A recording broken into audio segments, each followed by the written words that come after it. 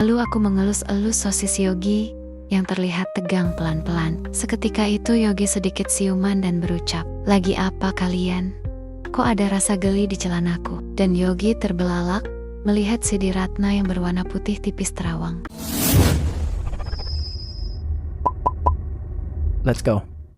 Aku ingat hari itu saat aku mengajak Yogi, teman sekolahku yang ganteng tapi feminim, ke kos-kosan wanitaku. Yogi punya cara berjalan dan berbicara yang agak seperti wanita, tapi tetap dengan wajah tampannya yang membuat banyak orang di sekolah menyukainya. Aku punya ide untuk mengajaknya ke kos-kosan untuk sekadar hangout dengan teman-teman kosku yang semua cewek. Saat Yogi masuk ke kos, aku langsung menyuruhnya untuk memakai kerudung yang aku simpan di lemari. "Pakai ini di kepala, biar gak ada yang curiga kamu cowok," kataku dengan senyum. Yogi menurut saja dan memakai kerudung itu. Dengan kerudung di kepala, Yogi seperti salah satu dari kami teman-teman kos yang cewek.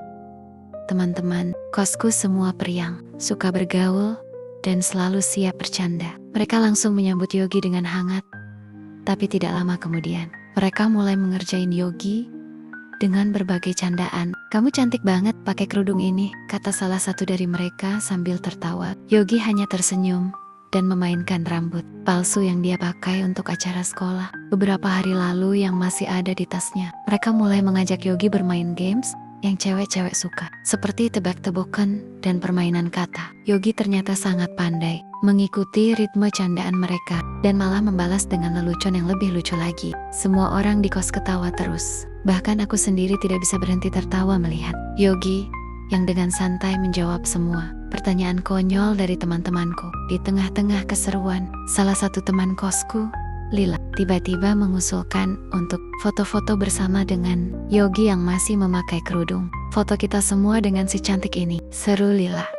Semua setuju, dan kami foto-foto bersama dengan Yogi di tengah-tengah, masih memakai kerudung. Hasilnya, foto-foto itu jadi sangat lucu karena Yogi dengan wajah tampannya yang feminim terlihat seperti bagian dari grup. Setelah beberapa jam hangout, Yogi pamit untuk pulang. Saat dia melepas kerudung di depan pintu, semua orang kembali terpingkal melihat transisi dari cewek ke tampilan Yogi yang sebenarnya. "Makasih ya udah main kesini," kataku sambil menepuk bahu Yogi. Yogi senyum dan bilang, "Seru banget, makasih ajakin aku." Itu adalah hari yang sangat menyenangkan di kos-kosan. Aku, Yogi, dan teman-teman kosku semua masih sering mengingat-ingat hari itu dengan tawa. Suatu hari setelah kunjungan pertamanya ke kos-kosan, Yogi mengirimkan pesan ke aku untuk meminta izin main lagi ke kos. "Gue pengen main lagi ke kos lu, soalnya seru banget waktu itu," tulis Yogi dengan emoji senyum lebar. Aku mengizinkan dan bilang kalau dia bisa datang kapan saja. Saat Yogi datang ke kos hari itu, ternyata kos dalam keadaan sepi. Aku sebelumnya sudah bilang ke Yogi kalau hari itu teman-teman kosku pada berlibur untuk rekreasi ke pantai. Tapi Ratna, salah satu teman kosku, tidak ikut karena ada urusan di rumah. Jadi, hanya Ratna yang ada di kos saat Yogi datang.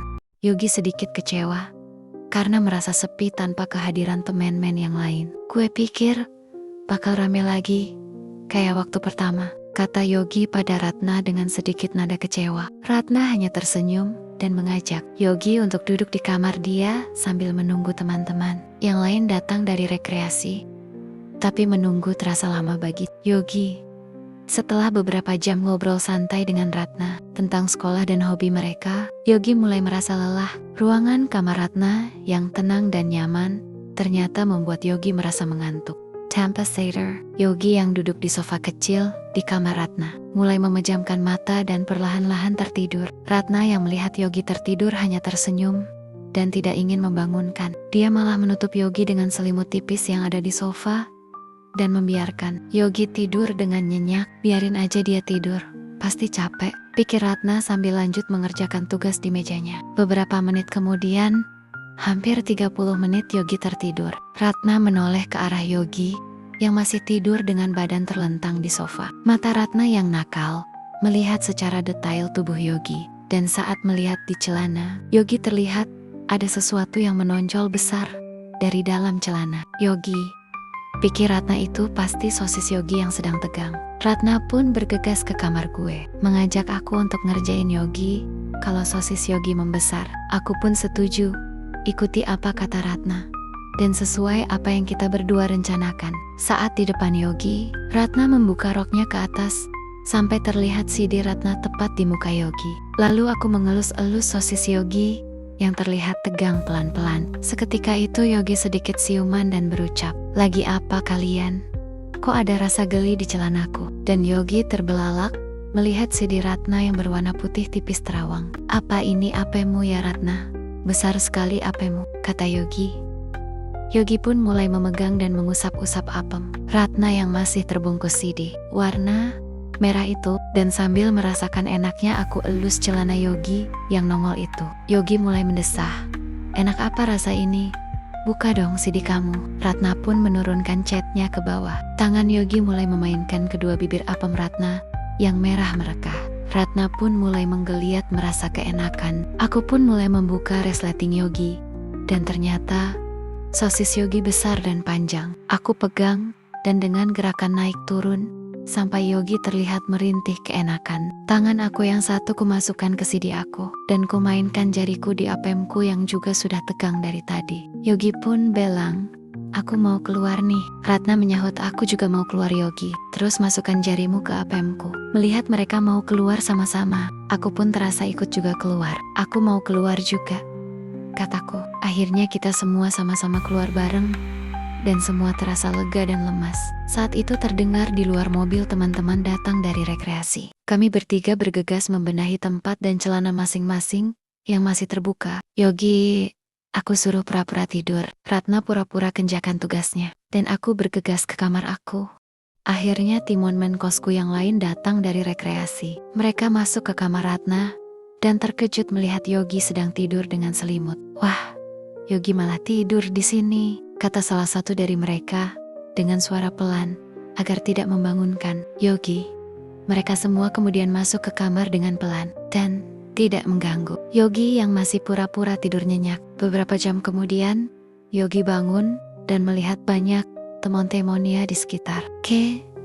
Ketiduran ja?" tanya Yogi dengan malu-malu dan tidak melihatkan kalau terjadi sesuatu. Semua orang ketawa dan bilang, "Iya, kamu tidur banget." Akhirnya, sisa hari itu dihabiskan dengan Yogi dan teman-teman kosku bercanda lagi. Yogi yang benar-benar dapat menyembunyikan apa yang kita lakukan tadi. Dengan cerianya bercanda, berbagi cerita tentang rekreasi mereka, dan makan malam bersama. Yogi bilang kalau dia senang bisa kembali ke kos, meskipun awalnya sepi karena semua orang rekreasi. Suatu hari aku, Ratna, dan Yogi bertemu di kantin di satu meja.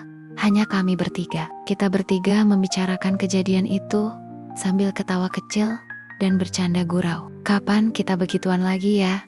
kata Yogi. Sepertinya ingin mengulang lagi. Ratna menjawab, "Ya kalau ada waktu yang sepi. Atau kita sewa kamar hotel." Ratna pun ketagihan juga nih, pikirku. Aku pun berkata, ya saat itu mungkin ada pihak keempat selain kita yang ikut campur. Aku sih menyarankan, tidak usah kejadian itu terulang lagi. Cukup sekali saja kita lakukan. Ingat, perbuatan itu adalah dosa bisikan dari setan yang menyesatkan. Yogi dan Ratna terdiam dengan saling menatap di antara kami bertiga. "Iya sih, aku yang mulai saat itu. Maafkan aku ya Yogi," tukas Ratna. Akhirnya kami bertiga bersepakat melupakan kejadian itu, dan kami berteman yang sehat bersama teman. Teman yang lainnya juga sampai sekarang.